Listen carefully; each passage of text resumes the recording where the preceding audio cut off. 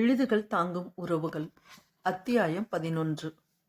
அடுத்த நாள் கல்லூரிக்கு திரும்பிச் சென்று கொண்டிருந்தேன். லச்சு என்னோட பைகளை சைக்கிளில் வைத்து தள்ளி கொண்டு வந்தான். எப்படி கண்டுபிடித்தாலோ நாங்கள் செல்வதை. பின்னாடியே வந்த துளசி, லச்சு திரும்ப எப்ப வருவாங்கன்னு கேட்டு சொல்லு என்றாள். யாரு துளசி என்றான் லச்சு. எந்த விவரமும் அவனுக்கு புரியவில்லை. ஏன், உங்க ஃப்ரெண்டு இன்னும் உங்ககிட்ட சொல்லவே இல்லையா? யாரு, என்ன என்றான் அவன் மேலும் புரியாமல். அவ கிடக்கிற, நீ நடடா, எனக்கு பஸ் வந்துடும் என்று நான் அவசரப்படுத்தினேன். என்கிட்ட உளர்ந்து போதாதுன்னு இவங்கிட்ட வேற என்றேன் மனதிற்குள். நான் ஒன்னும் உளரலைன்னு சொல்லு லச்சு என்றால் அவசரமாக. ஏ துளசி, நெல்லு, 2 பேரும் என்னை நடுவில் வச்சு என்னமோ பேசுறீங்க, என்ன அது என்றான் லச்சு ஒன்றும் புரியாத எரிச்சலுடன். அவ ஏதோ புரியாம பேசுறா, விடுடா, நம்ம போலாம். விஸ்வா, நில்லு, இங்க என்ன நடக்குது? இங்க எனக்கு இப்பவே தெரிஞ்சாகணும். அவன் சைக்கிளை நிறுத்திவிட்டு ஒட்டுமொத்தமாக கைகளை கட்டி கொண்டு நின்று விட்டான். உனக்கு இப்ப ரொம்ப சந்தோஷமா? எதுக்கு இந்த நாடகம்? நறுவட்டில் வீட்டுக்கு போ துளசி என்றேன் கோபமாக. நான் போறேன், திரும்பி எப்போ வருவீங்க அத சொல்லுங்க. அவள் பிடித்த பிடியிலேயே நின்றாள். இது என்ன இப்படி பிடிவாதம் பிடிக்கிறாள்? என்னவாயிற்று இவளுக்கு என்ற எண்ணம் ஓடியது மனதில். எனக்குள்ளும் சற்று எரிச்சல் கிளம்ப, ஹாஸ்டல்ல சோறு போடலன்னா அங்க வருவேன், போதுமா என்றேன். அப்போ உங்களுக்கு அங்க சாப்பாடு கொடுக்கறது இல்லையா? நிஜமான உணர்வுகளுடன் கேட்டவளை பார்க்கவே பாவமாக இருந்தது. இவளிடம் கோபத்தையோ எரிச்சலையோ காண்பித்து என்ன பயன் என்று நினைத்து கொண்டு சற்று குரலை தாழ்த்தி கொண்டு, துளசி, நீ சின்ன பொண்ணு, இப்போ இதெல்லாம் தேவையில்லை, நீ போய் படிக்கிற வேலையை பார், ஏற்கனவே ஒன்றும் இல்லாத விஷயத்துக்கே பெரிய பிரச்சனை என்றேன்.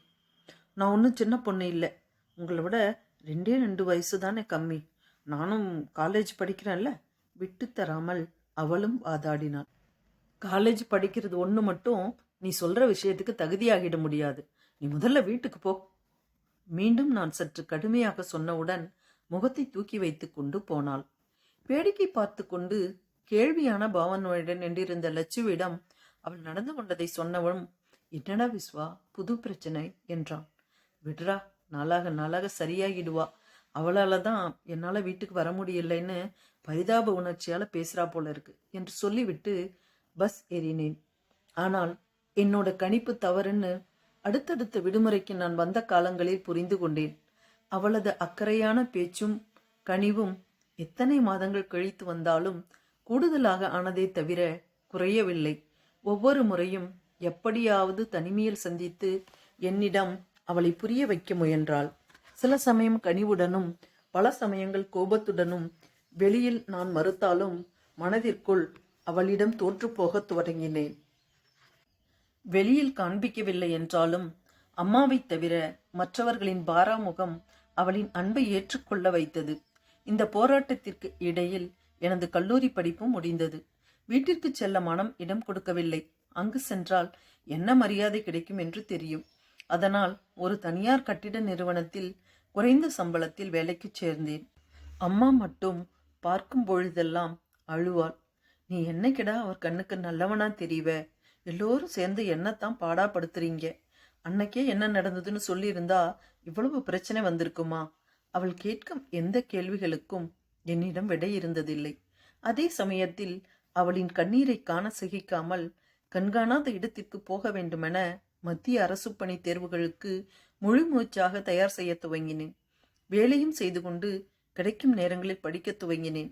நடுவில் பாரதி அண்ணனுக்கு திருமணம் நடந்தது. ஒரு பார்வையாளனாக மட்டுமே அங்கு என்னால் நடந்து கொள்ள முடிந்தது. நாகராஜ் மாமா எவ்வளவு சொல்லியும் அப்பா எந்த வேலையும் கொடுக்க விரும்பவில்லை எனக்கு. துளசியை பார்த்தது மட்டுமே அன்றைய நாளில் எனக்கு சந்தோஷமாக இருந்தது. அத்தியாயம் 12. மற்றவர்களின் ஊதாசீனமான பார்வை என்னுடைய வேலை தேடும் படலத்தினை இன்னும் அதிகப்படுத்தியது. அதிகமான நேரத்தை படிப்பதற்கே செலவு செய்தேன். அந்த உழைப்பு மத்திய அரசு பணிக்கான எழுத்துத் தேர்வில் வெற்றி பெறச் செய்தது. இன்டர்வியூ வருவதற்காக காத்திருந்த சமயத்தில் எப்படியும் பாஸ் ஆகி விடுவோம், சில நாட்களாவது ஊரில் இருப்போம் என்று மூட்டை முடிச்சுகளுடன் வீட்டிற்கு வந்தேன். அப்படி வந்த என்னை பாரதியும் அவன் மனைவியும் பார்த்த பார்வை என்னால் ஆயுளுக்கும் மறக்க முடியாது. மனைவியிடம் என்ன சொல்லி வைத்திருந்தானோ தெரியவில்லை. நான் வந்த 2வது நாளில் அண்ணி அவர்களின் அம்மா வீட்டிற்கு போய்விட்டார்கள். ஜாடை மாடையாக அம்மா கேட்டதற்கு இங்கிருக்க பயந்து கொண்டு போய்விட்டாள் என்று கூலாக சொல்லிவிட்டு பாரதியும் நகர்ந்து கொண்டான். அப்பாவும் இளங்கோவும் ஒன்றும் பேசாமல் முறைத்து கொண்டு நகர்ந்து விட்டனர். ஒவ்வொரு நாளும் பொறியில் மாட்டிக்கொண்ட எலியாக வேதனை. அனைத்தையும் தாங்க முடியாமல் லட்சுவின் வீட்டில் தங்கத் தொடங்கினேன். அதற்குள் இன்டர்வியூ வந்துவிட்டது. நான் இருந்தாலும் இல்லாவிட்டாலும் கவலைப்படுவது அம்மா மட்டும்தானே. லட்சு வீட்டில்தான் இருப்பேன் என்று அவர்களுக்கும் சொல்லாமல் சென்று வந்தேன். என்றாவது அப்பாவின் மனம் மாறுமா என்று காத்திருப்பது வேஸ்ட். அப்படி என்ன தவறு செய்தேன்? சொல்லப்போனால் செய்யாத தவறுக்கு பழி சுமந்து கொண்டு நிற்கிறேன். என்னை விரும்புகிறேன்னு சொன்னவளுக்கு எந்த பதிலும் சொல்லாமல் காக்க வைத்து கொண்டிருக்கிறேன். துளசியும் கல்லூரி படிப்பை முடித்துவிட்டு வீட்டில்தான் இருந்தாள். லட்சுவின் வீட்டு வழியாக செல்லும் பொழுது ஏக்கத்துடன் பார்க்கும் அவளது விழிகளுக்கு அப்பொழுது என்னிடம் தீர்வு இல்லை. ஆனால் காலம் எப்பொழுதும் காத்திருப்பதில்லையே. அரசு பணிக்கு தேர்வாகி போலீஸ் சோதனைக்கு வந்த பிறகுதான் என்ன ஏது என்று திரும்பி பார்த்தது வீடு. தரிசு என்று நினைத்த நிலம் பூத்துவிட்டதா என்று நம்பாமல் ஒரே ஒரு பார்வை பார்த்தார் அப்பா. அதற்கு பிறகு நாட்கள் கடந்து கிளம்பும் சமயம் வந்தது. லட்சுவின் வீட்டிலிருந்து எங்கள் வீட்டிற்கு திரும்பிக் கொண்டிருந்த ஒரு மாழை கவிழும் நேரத்தில் எனக்காக காத்திருந்தவர் போல துளசியின் அப்பா அவர்கள் வீட்டு வாசலில் நின்று கொண்டு என்னை அழைத்தார். துளசி நடந்த எல்லாவற்றையும் கூறிவிட்டேன் என்று சொல்லியிருந்தாலும் அப்பாவிற்கு பயந்து கொண்டு யாரும் என்னுடன் பேசியதில்லை. வேலைக்கு வெளியில் செல்கிறேன் என்பது ஊரில் எல்லோருக்கும் தெரிந்துவிட்டது. அந்த போலீஸ் வரவினாள். விஸ்வம் என்றார் அமுங்கிய குரலில். கொஞ்சம் தயக்கம் தெரிந்தது அவரது அழைப்பில். ஒருவேளை நான் பேச மாட்டேன் என்று நினைத்தாரோ என்னவோ. நான் எந்த உணர்வுகளையும் காண்பிக்காமல் வழக்கம் போல என்ன மாமா என்றேன். வேலை கிடைச்சிருக்காமே, அம்மா சொன்னா. ஆமாம் மாமா, மத்திய அரசுல இன்ஜினியர் வேலை. ரொம்ப தூரம் போக போறியோ? ஆமாம் மாமா, வடக்கு பக்கம். அப்போ துளசி? அவரின் குரலில் எட்டி பார்த்த உணர்வுகள் என்னை உலுக்கிவிட்டது. மாமா என்று அதிர்ச்சியாக. உன்னையே நினைத்து கொண்டு வேறு யாரையும் பார்க்க மாட்டேன்னு சொல்றா. நான் என்ன செய்யறதுன்னு சொல்லிட்டு போ. பொன்னை பெற்ற தகப்பனாய் குரல் உடைந்து போனது அவருக்கு. மாமா, என்ன இது? நான் என்ன செய்யணும்னு சொல்லுங்க, நான் செய்கிறேன் என்றேன் தயங்காமல். அவளை கட்டிக்கிட்டு கூடவே கூட்டிட்டு போயிடுங்க. தீர்மானமாக வந்தன அவரது வார்த்தைகள். அவர் கூறிய அதிர்ச்சியில் எனக்கு வார்த்தைகளே வரவில்லை. இது எப்படி சாத்தியம்? அப்பா எப்படி உடனே சம்மதிப்பார்? அதையே சிறிது நேரம் கழித்து அவரிடம் வாய்விட்டும் கேட்டேன். இப்போ மட்டும் இல்லை, எப்போதுமே உங்க அப்பா சம்மதிக்க மாட்டார், அதனால என்று நிறுத்தினார். அதனால என்ன மாமா, சொல்லுங்க. உங்க அம்மா கிட்டையும் நாகராஜ் கிட்டையும் ஏற்கனவே பேசிட்டேன். போறதுக்கு முன்னாடி கோவிலில் வச்சு தாலி கட்டிட்டு கூடவே அழைச்சிட்டு போயிடுங்க.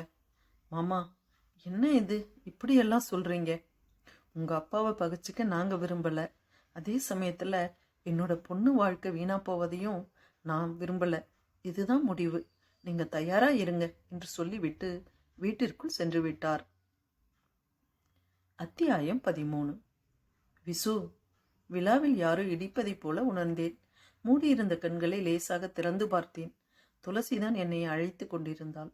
என்ன துளசி, இன்னும் எவ்வளவு நேரம் ஆகும் சென்னைக்கு போக என்று கேட்டாள். இப்பொழுது கொல்கத்தாவிலிருந்து சென்னை விமானத்தில் பயணித்துக் கொண்டிருந்தோம். கை கடிகாரத்தை பார்த்தேன். இரவு 9 மணியை காட்டியது. இன்னும் 1.5 மணி நேரம் ஆகலாம் என்றேன். அப்படி என்னதான் யோசிக்கிறீங்க? ஃப்ளைட்ல ஏறினதுலேருந்து எதுவுமே பேசல. கொஞ்சம் பதட்டமா இருக்கு துளசி. என்ன பேச போகிறோம்? அப்பாவை எப்படி எதிர்கொள்ள போகிறோம்? அம்மா இறந்ததுக்கு கூட போகல. எத்தனையோ இருக்கு. கூடவே இந்த ராணியையும் குழந்தையும் காட்டணும் இல்லையா? எல்லாமே புதுசு தானே. ஏன், எங்களுக்கு என்ன, நாங்க நல்லா தான் இருக்கோம் என்று என் தோள் மீது சாய்ந்து கொண்டாள். என்ன மாதிரியான பெண் இவள்? மாமா என்னிடம் கல்யாணம் செய்து கொண்டு போங்க என்று சொன்னவுடன் எனக்கு ஒன்றும் புரியாமல் கண்ணை கட்டியது போல இருந்தது. நான் வேலைக்கு செல்லும் இடம் நாட்டின் வடக்கு பகுதி. புது இடம், மொழி தெரியாது. நானே என்னை சமாளிக்க வேண்டும். அந்த நிலைமையில் இவளை என்ன செய்வது? நாகராஜ் மாமாவிடம் பேசினேன்.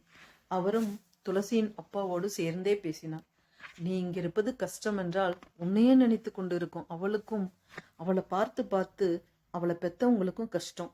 என்ன ஆனாலும் உன்கூடத்தான் என்று பிடிவாதமாக இருக்கும் பெண்ணை எங்களால் ஒன்றும் செய்ய முடியாது என்று சொல்லிவிட்டார். அதற்கு பிறகு நடந்தவைகள் எல்லாம் மின்னல் போலவே இருந்தன. இதோ என் கூட இப்பொழுது உரிமையுடன் சாய்ந்து கொண்டிருக்கிறாள். என்னை அறியாமல் தோள் மீது சாய்ந்திருந்த அவளது தலையை வருடினேன். என் செயலால் என்ன விசு என்று தலையை உயர்த்தி பார்த்தவளை நோக்கி ஒன்றும் இல்லை என்று உதடுகளை சுழித்தேன். இல்லை, என்னை பற்றி ஏதோ யோசிச்சிருக்கீங்க என்றாள். ஆமாம், உன்னை பற்றி தான். அப்படி என்ன இருக்கின்றது என்னிடம் என்று இந்த ராணி என்னோட இத்தனை கஷ்டமான இடங்களுக்கும் வந்தாங்கன்னு யோசிச்சு பார்த்தேன். என்ன இல்லை உங்ககிட்ட? திருப்பி என்னையே கேட்டாள். உன்னோட பிடிவாதம் இருக்கே, உங்களை விடவா? நான் எவ்வளவு கேட்டும் நீங்கள் கல்யாணம் வரைக்கும் ஒன்றுமே சொல்லலைல்ல. யாராவது ஒருத்தர் உறுதியாக இருந்தால் போதாதா? உன்னோட முடிவு தெரிஞ்சதுக்கப்புறம் நான் எப்படி வேற யோசிப்பேன்? ஆனால் நீங்கள் இன்னமும் உங்கள் மனசில் நினச்சதை சொல்லவே இல்லை. ஏன் சொன்னாதான் தெரியுமா? அதுவும் எங்கே கேட்கறது? எப்போ கேட்கறது? 3000 அடிக்கு மேலே பறந்துக்கிட்டு இருக்கும்போது கேட்குற இல்லை? சொல்லிவிட்டு மெதுவாக சிரித்தேன். இன்னைக்கு தானே நீங்களும் பழங்கணக்கெல்லாம் பார்க்குறீங்க. இதுவரைக்கும் புதிய புதிய இடங்களில் போராடவே நமக்கு நேரம் சரியாக இருந்தது. துளசி சொல்லியதும் சரிதான். 3-4 எல்லையோர மாநிலங்களுக்கு சென்றிருக்கிறோம். ஒவ்வொன்றும் ஒவ்வொரு பிரச்சனையுடன் இருக்கும் இடங்கள். மொழியும் பழக்க வழக்கங்களும் உணவு முறையும் எல்லாமே புதியது. அதில் குடும்பம், குழந்தை, உறவுகளை பற்றிய ஏக்கம் எல்லாம் தான் முதலிடம் வகித்தது. எங்கள் இருவருக்குள்ளும் இருந்த சொல்லப்படாத பேசப்படாத காதல் இன்னமும் பாக்கி இருக்கிறது. அதைத்தான் நினைவுபடுத்தினாள் துளசி. வாழ்க்கை நீரோட்டத்தில் அன்றாட பிரச்சனைகள் தலை தூக்கி இருக்கும் பொழுது காதல் போன்ற நுண்ணிய உணர்வுகள் மழுங்கிய நிலைக்கு தள்ளப்படுவது யதார்த்தம் தானே. ஊருக்கு போகிறோம் என்கிற சூழ்நிலையில் எங்கு எங்களது எண்ணங்கள் ஆரம்பித்ததோ அங்கு மீண்டும் மனது சென்றவுடன் பழைய விஷயங்கள் மனதிற்குள் குமிழியிட்டு வெளிவந்தன. அத்தியாயம் 14. காலை 10 மணி வெயில் முகத்தை சுளீர் என்று தாக்கியது. மலைப்பிரதேசத்தில் இருந்து பழகியதால் இத்தனை வருடங்கள் கழித்து ஊருக்குள் காலடி எடுத்து வைத்தவுடன் அனைத்தும் வித்தியாசமாக இருந்தன. உள்ளுக்குள் ஒரு சிலிர்ப்பு ஓடியது. நான் பிறந்து வளர்ந்து ஓடியாடிய மண், அதற்கும் எனக்கும் ஒரு தாயின் துப்புக்குள் கொடிக்கும் குழந்தைக்குமான ஒரு பிணைப்பு. சுற்றிலும் பார்வையை சுழல விட்டேன். எல்லாமே ஓரளவு மாறி இருந்தன. கூடவே மனதிற்குள் ஒரு பதற்றமும் தொற்றிக்கொண்டது. எங்கு செல்வது? வீட்டிற்கு நேராக செல்ல முடியாது. துளசியின் வீடு அடுத்த வீடு. அங்கு சென்றாலும் சூழ்நிலை எப்படி இருக்கும் என்று தெரியாது. உடனே குழப்பத்தை ஏற்படுத்தும். யோசித்து கொண்டே இருக்கும் பொழுதே லட்சு வந்து விட்டான். விஸ்வா, ஆவலுடன் கட்டி கொண்டோம். லட்சுவின் வயிறு வெளியில் தெரிந்து என்னை முட்டியது. என்னடா இது என்று தடவிக்கொண்டே கேட்டேன். துளசியின் முன்னால் இப்படி செய்தவுடன் அவனுக்கு சிறிது வெட்கமாகிவிட்டது. என்னடா இது என்று திரும்பி என்னை கேட்டவன், எப்படி இருக்க துளசி என்றான். அவளை ஒற்றி நின்ற அருணை, வாடா மருமகனே என்று இழுத்தான். புதிதாக பார்ப்பதால் அவள் இன்னும் துளசியை நெருங்கி நின்றான். நான் நல்லா இருக்கேன் அண்ணா, நீங்க எப்படி இருக்கிறீங்க? அண்ணி, குழந்தைங்க எல்லோரும் நல்லா இருக்காங்க, வாங்க போகலாம் என்று சாமான்களை எடுத்தான். லட்சு என்று தயங்கினேன். என்னடா? எங்க அடிச்ச என்ன பாரு, என்ன எங்கன்னு கேட்குற? கிளம்பு என்னோட வீட்டுக்கு, அப்புறம் எல்லாம் உங்க வீட்டுக்கு போவியாம். உரிமையுடன் மிரட்டியவனின் வார்த்தைகளுக்கு கண்ணீர் வந்தது எனக்கும் துளசிக்கும். எங்கள் 2 பேரையும் பார்த்தவனின் கண்களிலும் கண்ணீர். துளசி, நீயும் என்னம்மா, அவன் கிடக்கிறான், வா வீட்டுக்கு போயிட்டு நீ அப்புறம் குழந்தையோட உங்க வீட்டுக்கு போ. அவன் இங்கேயே இருக்கட்டும், எல்லாம் நாளைக்கு பேசிக்கலாம் என்று நடக்க துவங்கினான். அதற்குள் வீதியில் நடந்தவர்கள் கண்களை இடுக்கிக் கொண்டு பார்த்தார்கள். யாரு? அருணாச்சலம் வாத்தியார் மவனா? இப்பத்தான் வழி தெரிஞ்சிச்சா? அப்பன் கல்யாணத்திற்கு வந்திருக்கிய போல இருக்கு. அந்த ஒரு குரல் ஊர் நிலைமையை எடுத்து சொன்னது எனக்கு. ஆமா, அவங்க அப்பா கல்யாணத்துக்கு விருந்து போட வந்திருக்கியா, வந்து சாப்பிட்டு புரணி பேசிட்டு போங்க என்று சொன்னவரை கடிந்து கொண்டான் லட்சு. விடுடா, ஊருன்னா அப்படித்தான். கோபப்பட வேண்டிய நான் அவனை சமாதானம் செய்து அழைத்து போனேன். நாகராஜ் மாமாவும் அத்தையும் பார்த்தவுடன் அழுதார்கள். அம்மாவின் மறைவு என் வரவால் மீண்டும் நினைவுக்கு வந்தது அவர்களுக்கு. லட்சுவின் மனைவி அன்புடன் வரவேற்று உபசரித்தாள். இதற்கு முன்பு பார்த்ததே இல்லை. வெறும் அவன் வார்த்தைகளின் வழியாக புரிய வைக்கப்பட்ட எங்களின் நட்பு உயிர்ப்புடன் இருந்ததை நான் உணர்ந்த தருணம் அது. இல்லை என்றால் முகமலர்ந்த அந்த உபசரிப்பு சாத்தியமே இல்லை. அதற்குள் துளசியின் அம்மாவும் அப்பாவும் லட்சுவின் வீட்டிற்கு வந்து விட்டார்கள். மகளையும் பேரனையும் கட்டி அணைத்து தங்களின் பாசத் தேடல்களுக்கு விடை கண்டார்கள். எத்தனை வருடங்களான பிரிவு! இத்தனை காலம் கேள்விக்குறியாக இருந்த பல விஷயங்களுக்கு விடை காண போகும் நேரம் வந்துவிட்டதைப் போல அனைவருமே ஒரு எதிர்பார்ப்புடன் இருந்தனர். பிரித்திருந்த உறவுகள் கூடும் நேரத்திற்கு காத்திருக்க துவங்கினர். அண்ணன்களின் எண்ணத்திற்கு யார் பதில் சொல்வது? என்ன நடக்கும்? அத்தியாயம் 15. துளசியை அவர்கள் அம்மா வீட்டிற்கு அனுப்பிவிட்டேன். இந்த நேரத்தில் நான் அங்கு செல்வது நன்றாக இருக்காது என்று தோன்றியது. நாகராஜ் மாமாவும் லட்சுவுமே என்ன நடந்தது என்று எதுவும் சொல்லவில்லை. நானும் கேட்கவில்லை. அவர்கள் வீட்டு மாடியில் இருந்து ஊரை ஒரு பார்வை பார்த்து கொண்டிருந்தேன். 10 வருடங்களில் நிறைய பசுமை குறைந்திருந்தது. விளைநிலங்கள் எல்லாம் வீடுகளாக மாறி கிராமத்துக்குரிய அடையாளம் முற்றிலும் தொலைந்து போயிருந்தது. மாலை நேரத்து காற்று முகத்தில் அரைந்துவிட்டு ஓடியது. இந்நேரம் வீட்டிற்கு விஷயம் போயிருக்கும். ஆனால் அண்ணன்கள் யாரும் வந்து பார்க்கவில்லை. அவர்களுக்கும் குழந்தைகள் பிறந்திருப்பார்கள். இதுவரை நானும் யாரையும் பார்த்ததில்லை. எப்படி என்னை அறிமுகப்படுத்திக் கொள்வது? அவர்கள் என்னை எப்படி பார்ப்பார்கள்? 2வது அணியின் முகமே எனக்கு தெரியாது. யோசித்து கொண்டே நின்றிருந்தவனை விஸ்வா என்கிற அழைப்புடன் லட்சுவின் விரல்கள் எனது தோளை தொட்டன. என்ன லட்சு என்று கேட்டுக்கொண்டே திரும்பியவனின் பார்வையில் அவனுடன் இருந்த ஒரு பெண்ணும் பட்டா. மாலை இருள் கவிய துவங்கி இருந்ததால் குழப்பமாக அவனை பார்த்தேன். யாரு என்பதைப் போல. எனது முகம் கேட்டு கேள்வியை புரிந்தவனாக பானு என்றான். சட்டென்று உள்ளுக்குள் ஓடிய ஒரு உணர்வு அம்மாவை நினைவுபடுத்தியது. என்ன பேசுவது என்றே தெரியவில்லை. லட்சுவே மீண்டும் பேசினான். உன்கிட்ட அவங்க ஏதோ பேசணுமாம் என்று சொல்லிவிட்டு விடுவிடு என்று மாடியிலிருந்து கீழிறங்கினான். பானக்காவுடன் எவ்வளவு பேசியிருப்பேன். எத்தனை வம்புகள் வழக்குகள். இன்று எதுவுமே பேச தோன்றவில்லை. விளையாட்டாக என்னோட மவன் என்று சொல்லியவர் இன்று அந்த உரிமை இருந்தும் மௌனமாகவே நின்றார். இருள் எங்களின் உணர்வுகளை ஒருவருக்கொருவர் அடையாளம் காண்பிக்காமல் மறைந்திருந்தது. மனதிற்குள் தான் கேள்விகள் பறந்தன. சில நிமிடங்கள் பேசாமல் இருந்தவர் நானே எதிர்பாராமல் என்னை நோக்கி மன்னிச்சுடுங்க தம்பி என்று கை குவித்தார். மனம் பதறிப்போனது. ஐயோ, என்ன செய்றீங்க? வேண்டாம் என்று அவர் கூப்பிய கைகளை விடுவித்தேன். அவர் கைகளை பற்றிய என் கைகளில் முகத்தை கவிழ்த்தவர் அதனை கண்ணீரால் நினைத்தார். அந்த சில்லிப்பு எனக்குள் அளவில்லாத வேதனையை தந்தது. விளக்கவும் முடியாமல் ஆறுதலும் சொல்ல முடியாமல் நெருப்பு சுட்ட இடத்தில் தண்ணீர் பட்டது போல தவித்து துடித்து போனேன். என்னவென்று அழைப்பது? அக்காவா அம்மாவா? தடுமாறினேன். எப்படியும் அம்மாதானே. அம்மா என்று மெதுவாக அழைத்தேன்.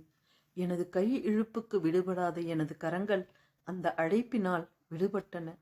என்ன சொன்ன விஸ்வம்? என்ன சொன்ன விஸ்வம் என்று கேட்டுக்கொண்டே மடிந்து உட்கார்ந்து அழ ஆரம்பித்தார் அவர். யாருக்கு யார் ஆறுதல் சொல்லுவது? சிறிது நேரத்தில் அவரே சரியானார். அதற்குள் மேல் பகுதியில் விளக்கு போட்டிருந்தான் லட்சு. அங்கே இருந்த ஒரு திட்டில் நானும் அமர்ந்து கொண்டு அவர் சரியாகும் வரை காத்திருந்தேன். அத்தியாயம் 16. எல்லா உணர்வுகளுக்கும் ஒரு எல்லை இருக்கிறது. அதுபோலத்தானே துக்கத்திற்கும். நொடிகள் கரைந்தவுடன் தன்னைத்தானே தேற்றிக் கொண்டவர், ஐயா மேலே எந்த தவறும் இல்லை விஸ்வம் என்று ஆரம்பித்தார். நாங்கள் சொல்லுவது போல அப்பா என்று ஆரம்பிக்கவில்லை. அவர் எப்பொழுதும் அழைக்கும் ஐயா என்றே ஆரம்பித்தார். அம்மா இறந்தவுடன் வீட்டில் அப்பாவிற்கு கிடைத்த மரியாதை, பானுக்காவின் தோட்டத்திற்கு அருகில் இருந்த எங்கள் தோட்டத்தில் இருந்த வீட்டிற்கு இடமாறிய அவரின் இருப்பிடம், எதையும் நேர்த்தியாகவும் நேரம் தவறாமலும் செய்தவரின் தேவைகள், நேரத்திற்கு கிடைக்காமல் போனது என எல்லாவற்றையும் எங்கோ கனவில் நடந்தது போல நினைவு கூர்ந்து சொல்லிக் கொண்டிருந்தார். சொல்லி அவரின் கலங்கிய வார்த்தைகளின் வழியாக அப்பாவின் அம்மா இல்லாத கடந்த காலங்கள் கண்களில் படலமாக விரிந்தன. அவர் இழந்த செல்வம் என்னவென்று புரிந்தது. அப்பாவின் நேரம் தவறாமை அன்னிகளின் வாயில் கேலியாக வெளிவந்திருக்கு. ஏன் ரிட்டையர் ஆனதுக்கு அப்புறமும் டைம் டேபிள் போட்டு தான் வாத்தியார் வேலை செய்வாராமா? அண்ணன்களிடமே சொல்லி சிரித்ததை அப்பா கேட்ட அன்றுதான் மனம் உடைந்து தோட்டத்து வீட்டுக்கு போயிருக்கிறார். ஏன் செல்கிறீர்கள் என்று தடுப்பவர் யாரும் இல்லை. ஊருக்குள் கேட்பவர்களுக்கும் இனி வேலைக்கு போக வேண்டாம், தோட்டத்தில் இருந்தால் அதற்கு பாதுகாப்பு என்று சென்று விட்டார் என்று கூறியிருக்கிறார்கள். அவரது தனிமைக்கும் எண்ணங்களுக்கும் வடிகாலாக நாகராஜு மாமாவும் தோட்டத்தில் வேலை செய்தவர்களும் தான்.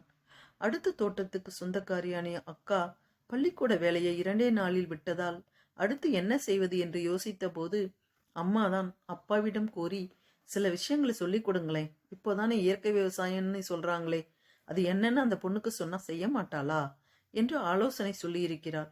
2-3 பெண்களை வைத்து சிறிய அளவில் தொடங்கிய விவசாயமும் வியாபாரமும் பானுக்காவை பிஸியாக வைக்க அப்பாவின் ஆலோசனைகளும் தொடர்ந்தது.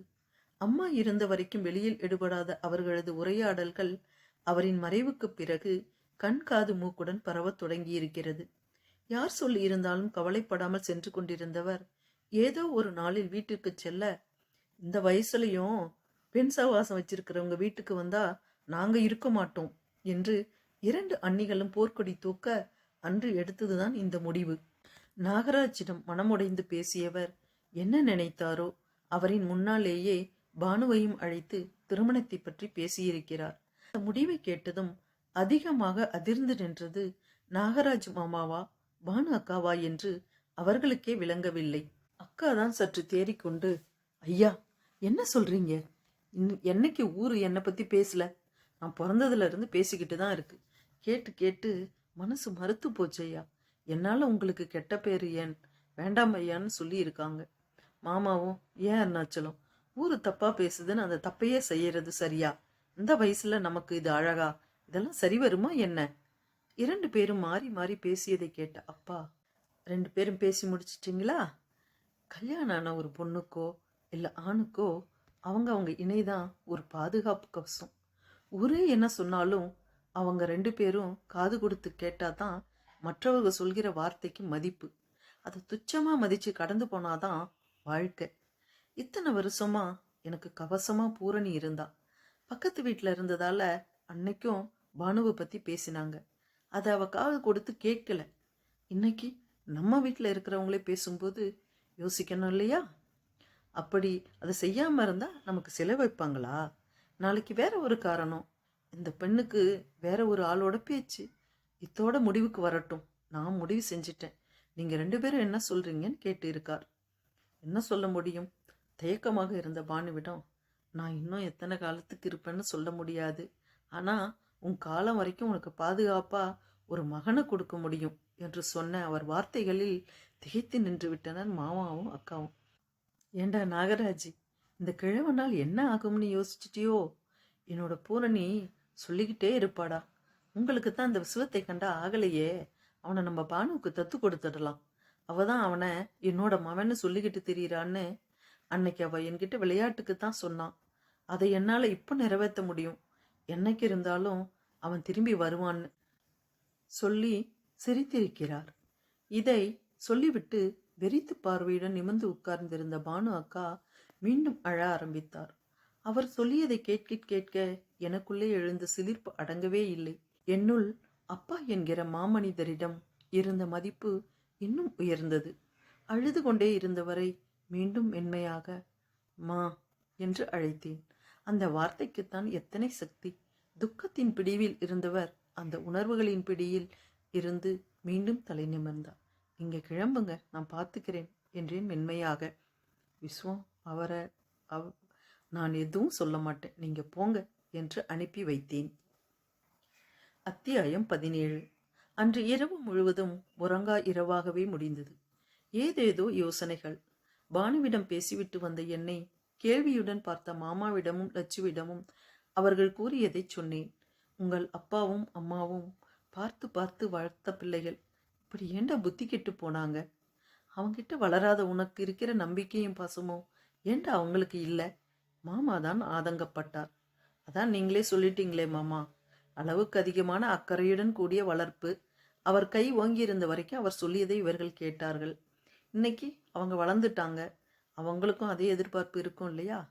அப்பா அவர்களின் நினைப்புக்குத்தான் வாழணும்னு காலங்காலமாக நடப்பது தானே. அதன் பிறகு சாப்பிட்டு விட்டு படுத்தாலும் உறக்கமே வரவில்லை. காலையில் எழுந்தவுடன் தயாராகி மாமாவுடனும் லட்சுவுடனும் முதலில் வீட்டிற்குத்தான் போனேன். அப்பா இப்போ அங்கு இல்லைன்னு மாமா சொன்னார். அப்புறம் எங்க போகணும் மாமா? தோட்டத்திற்கா? இல்லடா, நீ வந்திருக்கிறத சொல்லியிருக்கேன். அதனால பானு வீட்டில் தான் இருக்கார். அப்போ இங்க யார் யாரெல்லாம் இருக்காங்க மாமா? உங்க 2 அண்ணன்களும் அவங்க குடும்பம் மட்டும்தான் இருக்காங்க. நீங்க அப்பாவையும் பானுவையும் இங்க அழைச்சிட்டு வாங்க மாமா என்றேன். அவன் இங்க வரமாட்டான்டா, அவ்வளவு பிடிவாதம். இது அவரோட வீடு. இங்க வரத்துக்கு அவருக்கே உரிமை இல்லைன்னா வேற யாருக்கும் கிடையாது. நீங்க போய் அழைச்சிட்டு வாங்க என்றேன் உறுதியான குரலில். அதற்கு பிறகு நானும் லட்சுவும் வீட்டினுள் நுழைந்தோம். வீட்டினுள் 2 குழந்தைகள் ஓடி விளையாடி கொண்டிருந்தன. ஒரு பெரியவர் அவர்களின் பின்னால் நடந்து கொண்டிருந்தார். அண்ணன் குழந்தைகளாக இருக்க வேண்டும். என்னை பார்த்தவுடன், யார் நீங்க, என்ன வேண்டும் என்றார். அவர் கேட்டவுடன் எனக்கு சிரிப்பு வந்துவிட்டது. யார் வீட்டிற்குள் யார் கேள்வி கேட்பது? சிரித்து கொண்டே, பாரதி, இளங்கோ என்றேன். ஓ, எங்க மாப்பிள்ளைகளை தேடி வந்தீங்களா? இருங்க, கூப்பிடுறேன் என்று உள்ளே சென்றார்.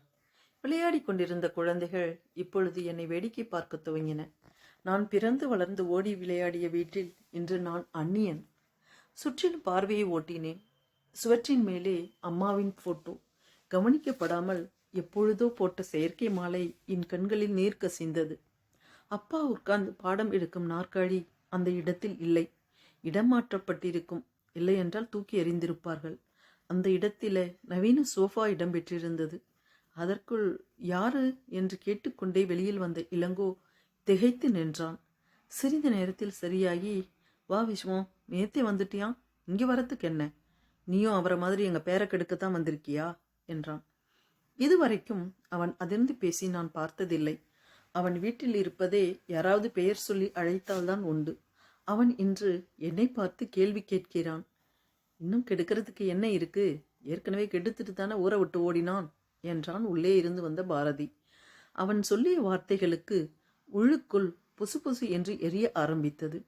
எல்லாவற்றிற்கும் நீதான் காரணம். நான் வாய் திறக்காம இருந்தாதான் நீ இன்னைக்கு இவ்வளவு பேசுறேன்னு சொல்ல வாய் எடுத்தேன். அதற்குள் யாருங்க என்று கேட்டுக்கொண்டே மூத்த அண்ணி வெளியில் வந்தாங்க. என்னை பார்த்தவுடன் முகம் சிறுத்து போயிற்று அவங்களுக்கு.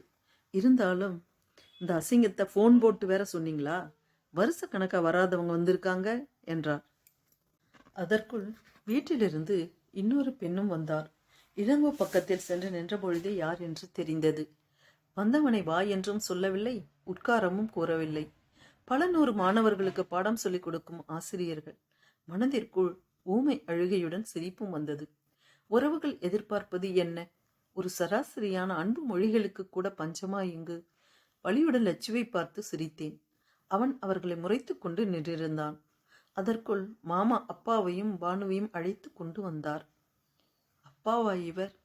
நிமிர்ந்த நடை, நீர்கொண்ட பார்வை, மடிப்பு கழையாத உடை, பாரதியின் வார்த்தைகளுக்கு உயிர் கொடுத்த உருவம். இன்று சற்று மங்கிய நிலையில், அதிகமான மாற்றம் இல்லாவிட்டாலும் ஏதோ ஒன்று அவருடன் இல்லை. என்னவென்று மனசு பரபரத்தது. அவரை ஓடிப்போய் கட்டி தழுவி கொள்ள வேண்டும் என்கிற துடிப்பு எழுந்து அடங்கியது என்னுள். அவருக்கு அது பிடிக்காதே. நான் வந்திருக்கேன்னு சொல்லித்தான் அழைத்து வந்திருப்பார் மாமா. என்னை பற்றிய தேடல் இருக்கிறதா அவரது கண்களில் என்று பார்த்தேன். மனதிற்குள் ஒரு நப்பாசை. உள்ளே வந்தவர் சுற்றிலும் ஒரு பார்வையை சுழழ விட்டார். என்னிடம் வந்தவுடன் சற்று நேரம் துடிப்புடன் நிலைத்து நின்றன அவரின் கருவழிகளுக்குள் இருந்த கண்மணிகள். அதற்கு பிறகு எதுவும் பேசாமல் போய் அமர்ந்து கொண்டார். அவர் வீட்டினுள் நுழைந்தவுடன் ஒரு அசாதாரண சூழ்நிலைக்கு வீடு தள்ளப்பட்டதை பார்க்க முடிந்தது. அந்த வீட்டின் முடிசூடா மன்னர் தனது 2 மகன்களை கண்ணுக்குள் பொத்தி பொத்தி வைத்தார். என்னவாயிற்று?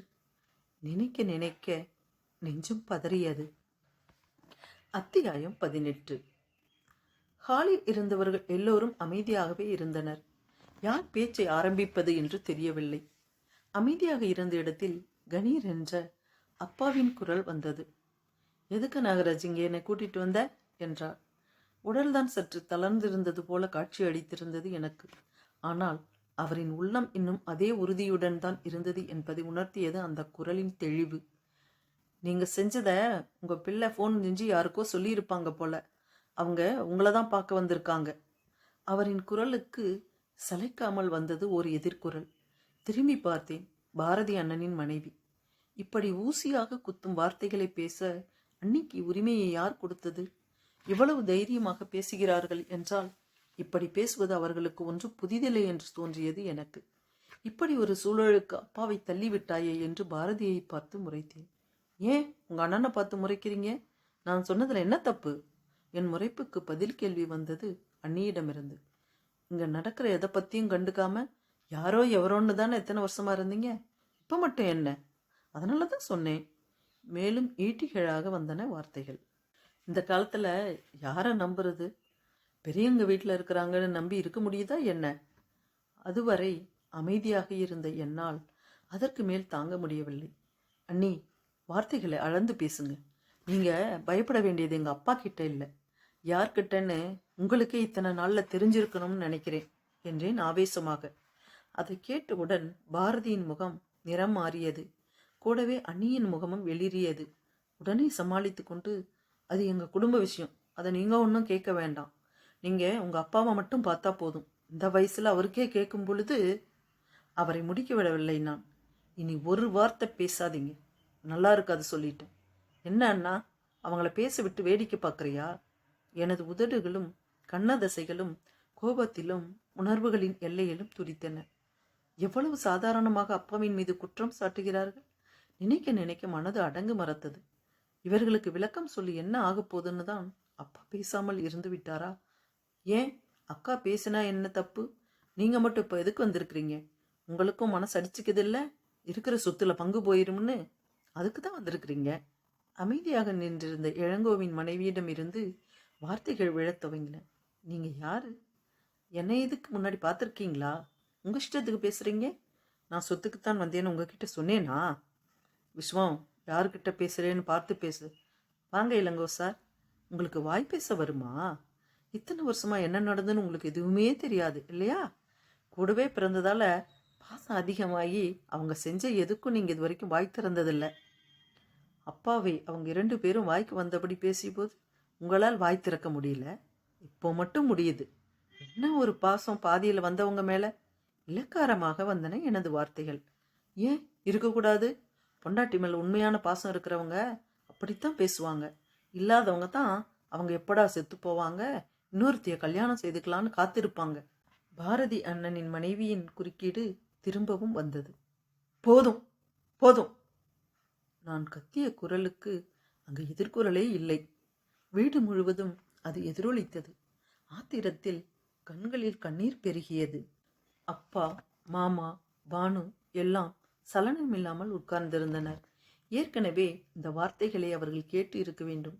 பழகியது போல இருந்தனர். ஆனால் என்னால் தான் தாங்க முடியவில்லை. போதும், நீங்க பேசியது எல்லாம். என்ன வேணும் உங்களுக்கு? இந்த சொத்து தானே, எல்லாத்தையும் எடுத்துக்கோங்க. யாருக்கு வேணும் இந்த சொத்து? அதுக்காகத்தான் எங்க அப்பா இப்படியெல்லாம் பேசுறீங்களா? நீங்க சரியா இருந்திருந்தா அதற்கு மேல் யாரையும் குறை சொல்ல எனக்கு மனம் இல்லை. இனி பேசுவதற்கு என்ன இருக்கிறது? வாய் கூசாமல் பழி சொல்கிறார்கள். அது என்ன, நாங்க சரியாக இருந்திருந்தா? நாங்க சரியாதான் இருக்கோம். நீங்க எங்களுக்கு ஒன்றும் பிச்சை போட வேணாம். ஆனா ஊரே பேசுதே, அதுக்கு என்ன செய்வீங்க? மீண்டும் பேசினாள் இளங்கோவின் மனைவி. அப்படி சொத்து வேண்டாம், மான மரியாதை தான் பெருசுன்னு நினைக்கிறவங்க நேரம் வீட்டை விட்டு போயிருக்கணும்ல. எனக்கு எதுக்கு ஃபோன் செஞ்சீங்க? இப்பொழுது சற்று தெளிவுடன் இடக்கலாகவே கேட்டேன். சும்மா வளவளன்னு பேசாத விஸ்வம். அவர் செய்தது எங்களுக்கு பிடிக்கல, அதை நாங்கள் ஒத்துக்கவும் முடியாது. ஏதோ கூட பிறந்ததுனால உனக்கு ஃபோன் போட்டு சொன்னோம். இல்லைன்னா எல்லாத்தையும் நீங்களே முடிவு செஞ்சிருப்பீங்களா என்று அவன் கேள்விக்கு பதில் சொல்லிவிட்டு, நீங்க எதுக்கு தகவல் சொன்னீங்களோ எனக்கு தெரியாது. ஆனா என்னை பொறுத்த வரைக்கும் இந்த கல்யாணம் சொத்துக்காகவோ சுகத்துக்காகவும் ஏற்பட்டது இல்லை என்பதை மட்டும் என்னால் உறுதியா சொல்ல முடியும் என்று நான் சொல்லியதுதான் தாமதம். யாரும் எதிர்பாராத விதமா சற்றென்று எழுந்த அப்பா பானு என்று சப்தம் போட்டு அழைத்தார். இதுவரை அவரை அப்படி அவர் அழைக்கவில்லை என்பது அங்கிருந்த எல்லோருடைய முகத்தில் தெரிந்த அதிர்ச்சி புரிய வைத்தது. பானுவும் கண்களில் நீருடன் ஓடி வந்தார். ஐயா! கண்ணீருடன் முன்னால் வந்து நின்றவரை பார்த்தவர், உன்னோட மகன் வந்திருக்கான். மருமக அவங்க அம்மா வீட்டில் இருப்பா. போயிரு, கூட்டிகிட்டு வந்து நம்ம வீட்டில் தங்க வை. நானும் நாகராஜும் தோட்டத்துக்கு போயிட்டு வரோம் கம்பீரமாக சொல்லிவிட்டு நடந்தார். அதற்கு மேல் நான் யாருக்கும் விளக்கம் கொடுக்க வேண்டிய அவசியமில்லை என்பதாக இருந்தது அவரின் நடையும் அதில் இருந்த வேகமும். அவர் உள்ளே நுழைந்தபோது இல்லாமல் இருந்த அந்த ஒன்று திரும்பி வந்ததை என்னால் பார்க்க முடிந்தது. அவரின் நிமிர்வு அங்கிருந்த அனைவரையும் தலைகுனிய வைத்தது. அவர் வெளியே நடந்தவுடன் நானும் லட்சுவும் மகிழ்வுடன் வீட்டை விட்டு வெளியேறினோம். அத்தியாயம் 19. எத்தனை வருடங்கள் ஆச்சு இப்படி நிம்மதியாக மனநிறைவுடன் படுத்து கயிற்றுக்கட்டில் படுத்துக்கொண்டு வானத்தை பார்த்து கொண்டிருந்தேன். நட்சத்திர பூக்கள் வானம் எங்கும் கண் சிமிட்டிக் கொண்டிருந்தது. என் மனது முழுவதும் என்றுமில்லாத அமைதி நிறைந்திருந்தது.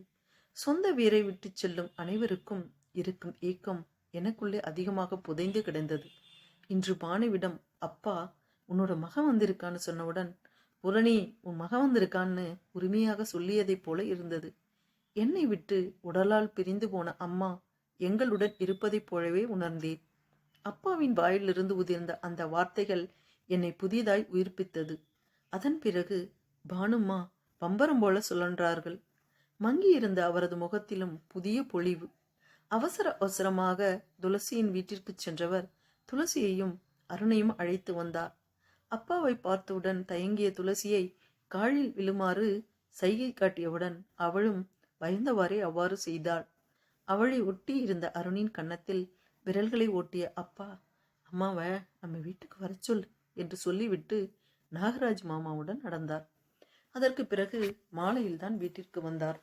அருணுடன் மட்டும் ஏதேதோ பேசினார். அவனும் துளசியின் பின்னால் பதுங்கி பதுங்கி பேசினான். அவர் மாலை வருவதற்குள் அவர் இன்னொரு தாத்தா என்று அவனுக்கு புரிய வைத்திருந்தாள். ஏதேதோ மனநிலை அனைவருக்கும். யாரும் அதிகமாக பேசவில்லை. ஆனால் உள்ளுக்குள் ஒரு நிறைவு இருந்தது. அதே யோசனையோடு கண்ணயர்ந்தேன். திடீரென்று கன்னத்தில் ஏதோ ஊறுவதைப் போல இருந்தது. முழுவதும் இழித்து கை வைக்கப் போனேன். அதற்குள் பட்டென்று ஒரு நீர்த்துளி முகத்தில் விழுந்தது. அதன் மேலே சில விரல்கள் பாசத்துடன் கோலமிட்டன. இருட்டில் நின்று கொண்டு என்னை வைத்த கண் வாங்காமல் பார்த்த உருவம் அப்பா. உள்ளுக்குள் பிரளயமே எனக்கு ஏற்பட்டது. இந்த ஸ்பரிசம் எப்பொழுது கிடைத்தது? விவரம் தெரிந்த வயதிலிருந்து நினைவில்லை. ஆனால் இத்தனை வருடங்களுக்கு பிறகு கிடைத்திருக்கிறது. எழலாமா என்று யோசித்தது மனது. எழுந்தால் அந்த ஸ்பரிசம் மறைந்து விடுமோ என்று எண்ணி சற்றும் அசையாமல் கிடந்தேன். மீண்டும் ஒரு சொட்டு நீர் கன்னத்தில் விழுந்தது. அதற்கு மேல் தாங்க முடியவில்லை. கன்னத்தில் பரவிய விரல்களின் மீது எனது கைகளை வைத்து அழுத்தி கொண்டேன். நான் எழுந்ததை உணர்ந்த அப்பா கைகளை விலக்கி நகரத் துவங்கினார். விலகிய கரத்தை முழு பலத்துடன் இழுக்கி பிடித்தேன். என் விரல்களின் பலத்திற்கு நின்றவர் அதற்கு மேல் நகர முயற்சிக்கவில்லை. அவரையே ஊன்றுகோலாக நிறுத்தி படுத்திருந்த நான் மெதுவாக எழுந்தேன். பல வருடங்களுக்கு பிறகு அப்பாவின் அருகாமையில் நின்று கொண்டிருப்பது ஏதோ புது உலகத்தில் இருப்பது போல இருந்தது. ஏறக்குறைய ஊர் அடங்கிய வேளை. ஊர் முழுவதும் இருட்டால் போர்த்தப்பட்டு எனக்கு மட்டும் வெளிச்சம் கிடைத்ததைப் போல உற்சாகம் பொங்கியது. அந்த உணர்வு தந்த சக்தியால் அப்பா என்றேன் மெதுவாக. அந்த வார்த்தை எங்கள் இருவரையும் சுற்றி பலமுறை எதிரொலித்தது போல இருந்தது. அப்பா எப்படி இருப்பார், அப்பா என்ன நினைத்துக் கொள்வார் என்று எல்லோரிடமும் அந்த உறவின் சொல்லை பலமுறை பிரயோகித்து இருக்கிறேன். ஆனால் இன்று அவரையே அழைக்கும் பொழுது உள்ளுக்குள் ஏதோ உடைந்தது. அந்த அழைப்பு அவரையும் உலுக்கியது போல பிடித்திருந்த எனது கைவிரல்களை ஆதரவு தேடும் விதமாக அழுத்தி பிடித்து கொண்டு விசு என்றார். எத்தனையோ நாட்கள் தருதலை என்றும் தரிசு என்றும் அழைத்தவரின் வாயிலிருந்து எனது பெயர் பாசத்துடன் வெளிவந்தது. இனிமேலும் என் வாழ்வில் இந்த அழைப்பை தளரவிட முடியுமா? அப்பா என்று மீண்டும் அழைத்து கட்டிலில் உட்கார வைத்தேன். நீயும் உட்காரடா என்றார் சிறிது நேரம் கழித்து. அதற்குள் அவரது குரல் சமனாகியிருந்தது. இல்லை, நான் நின்றுட்டே இருக்கேன். உட்காருடா என்றார் பழைய அப்பாவாக. அந்த குரல் என்னை மகிழ்வுடன் அசைத்தது. சந்தோஷமாக அவரின் காலடியில் உட்கார்ந்து கொண்டேன். மேலே உட்காருடா என்றார் மீண்டும். இல்லப்பா, நான் இங்கேயே உட்கார்றேன் என்றேன் நானும் சகஜமாக. எங்களுக்கிடையில் இத்தனை வருடங்களாக எதுவுமே பிரிவு இல்லை என்பதாக இருந்தது அந்த நேரம். பல வருட பிரிவு நொடி நேரத்தில் மறைந்து நிகழ்காலத்திற்கு வந்துவிட்டோம். எங்களின் விரல்கள் ஒன்றுடன் ஒன்று பற்றியே இருந்தன. இடையிடையே பிரிந்து மீண்டும் ஆவலுடன் இணைந்தன. சந்தோஷமா இருக்கிறீங்களாடா என்றார். இரவின் பிடியில் முகம் பார்க்க முடியவில்லை என்றாலும் உணர்வுகள் பார்த்து கொண்டன. என்றேன் வார்த்தைகள் இல்லாமல். சற்று நேரம் அமைதியாக கிடந்தது. என்னுடைய சில வேண்டாத சித்தாந்தங்கள் உன்னையும் உங்க அம்மாவையும் எங்கிட்டிருந்து பிரிச்சிடுச்சில்ல என்றார் திடீரென்று. அப்பா, இப்போ எதுக்கு பழசெல்லாம்? சற்றென்று வந்த அந்த உணர்ச்சிகரமான வார்த்தைகளால் மீண்டும் தடுமாறினேன். இல்லடா, நான் சொல்றது உண்மைதான். சின்ன சின்ன செயல்களில் கூட தவறு செய்யக்கூடாதுன்னு நினச்சி ஆசிரியனாக நான் வாழ்ந்தது மட்டும் இல்லாமல் உங்களிடமும் புகுத்தி அதை நீங்கள் செய்யாத போது ஒரு தகப்பனாக நாணல் போல் வளைந்து கொடுக்காம பொங்கில் போல நிமிர்ந்தே இருந்ததுனால தான் இன்று எல்லாமே உடைஞ்சு விட்டது. சாதாரணமாக ஆரம்பித்து குமரலாக விழுந்தன வார்த்தைகள். பா, அப்படியெல்லாம் எதுவும் இல்லை. நான் என்னைக்குமே உங்களை மதிப்பு குறைவாக நினைச்சதில்லை என்றேன் மன்றாடிய குரலில். எல்லாம் எனக்கு தெரியுமுடா என்றார் மீண்டும் தன்னை சுதாரித்து கொண்டு. அப்பா என்றேன் திகைப்புடன். அந்த எல்லாமில் அவர் கொடுத்த அழுத்தம் என்னை அப்படி அழைக்க வைத்தது. ஆமாடா, உங்கள் அம்மா போகிறதுக்கு முன்னாடி எல்லாத்தையும் சொல்லிட்டு தான் போனான். அப்போ ஏன் 2 வருடங்களாக என்னை தவிர்த்தீர்கள்? ஒரு வார்த்தை நாகராஜ் மாமனிடம் சொல்லியிருந்தா போதிருமே என்று சொல்ல நினைத்து தடுமாறினேன். அப்போ ஏன் 2 வருடங்களாக என்னிடம் பேசலையேன்னு கேட்க வரியா? பேசாமல் இருந்தேன். இது எனக்கான தண்டனடா. எப்பவும் வாத்தியாராக இல்லாமல் கொஞ்சம் தகப்பனா நிலையிறங்கி இருந்திருந்தா எல்லாத்தையும் தவிர்த்திருக்கலாமே. எல்லோருக்கும் எந்த கஷ்டமும் இல்லையே. என்னோட பூரணியும் இன்னும் என் கூட இருந்திருப்பாளே. இன்னைக்கு பல பேர் முன்னிலையில் இப்படி நான் நிற்க வேண்டிய அவசியம் இருந்திருக்காது இல்லையா? ஏதோ மிகப்பெரிய தவறு செய்தவர் போல பேசிக்கொண்டே போனவரின் குற்ற உணர்வுகளை அதற்கு மேல் என்னால் தாங்க முடியவில்லை. பா போதும்பா, ப்ளீஸ். இனி எதுவுமே சொல்ல வேண்டாம். நடந்ததை இனி மாற்ற முடியாது. நடப்பது பார்ப்போம் என்றேன். எனது பதறிய குரலில் அமைதியானவரின் முழங்காலின் மீது மெதுவாக சாய்ந்தேன். அப்பொழுதும் எங்கள் இருவரின் கைகளும் கோர்த்தே இருந்தன. மணி மீது சாய்ந்த எனது தலையை தனது மற்றொரு கையால் மெதுவாக கோதினார். சில மணித்துளிகளுக்கு பிறகு பிரிந்து எழுந்த எனது அன்றைய உறக்கம் கனவுகளில் இல்லாத ஆழ்ந்த உறக்கமாக இருந்தது.